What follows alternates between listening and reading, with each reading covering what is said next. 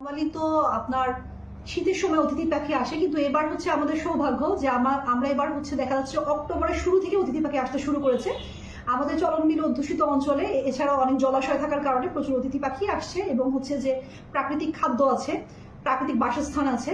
তো এরা আমাদের প্রাকৃতিক ভারসাম্য রক্ষা করার ক্ষেত্রে অত্যন্ত গুরুত্বপূর্ণ ভূমিকা পালন করছে। যেসব স্থানে এসেছে আমি ওখানে গিয়েছি এবং ওনাদেরকে বলেছি যাতে অতিথি পাখি তারা কোনোভাবে নিধন না করে। তারা উপজেলার লোকজন অতিথি পাখির বিষয়ে অত্যন্ত সচেতন আছে। আশা করি যে এরা এসেছে, এরা একটা পাখিও নিধন হবে না এবং আমাদের প্রাকৃতিক রূপ বৈচিত্র্য রক্ষার্থে এরা গুরুত্বপূর্ণ ভূমিকা পালন করবে। আমরা প্রশাসনের পক্ষ থেকে সচেষ্ট আছি এবং প্রচুর জলাশয় থাকার কারণে এখানে বর্তমানে হাঁসের খামারটা খুবই লাভজনক ব্যবসায় পরিণত হয়েছে এবং প্রত্যেকটি বাড়িতে যারা মহিলারা আছে গৃহিণীরা তাদের সাংসারিক কাজকর্মের পাশাপাশি একবার সরাসরি হাঁসের পালনগুলো করছে।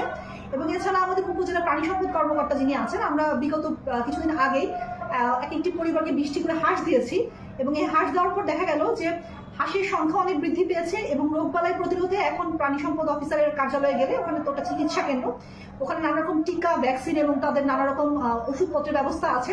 এবং আমি এখানে দেখলাম যে প্রাকৃতিকভাবে নানা রকম খাদ্য পাওয়ার কারণে এবং তাদের বিরাট অঞ্চলে চলাচলের স্থান হওয়ার কারণে প্রচুর হাঁস, এবং এখানে আপনি দেখবেন বিভিন্ন প্রজাতির হাঁস পাওয়া যায় এবং প্রত্যেকটি অত্যন্ত সুস্বাদু। তো এই হাঁসের খামার করার মাধ্যমে এখানকার এই অঞ্চলের মানুষ তার কৃষির পাশাপাশি মৎস্য এবং গবাদি সম্পদেও হচ্ছে যে সমৃদ্ধশালী হয়ে উঠেছে। এবং এখানে মাংসের যে চাহিদা অনেকাংশে এখন মাংস এবং হচ্ছে ডিমের যে চাহিদা অনেকাংশে এটা হাঁস এখন পূরণ করছে এবং হাই প্রোটিন হওয়ার কারণে এটার অত্যন্ত চাহিদা আছে। সিরাজগঞ্জের বিভিন্ন অঞ্চলে তারাশের হাঁস এখন যায় এবং তারাশের হাঁস কিন্তু বিখ্যাত। তো আশা করি যে এটা আরো আমাদের সরকারি পৃষ্ঠপোষকতা এবং তাদের ব্যক্তিগত চেষ্টা আরো বৃদ্ধি পাবে এবং উত্তরোত্তর এটা সাফল্য হবে।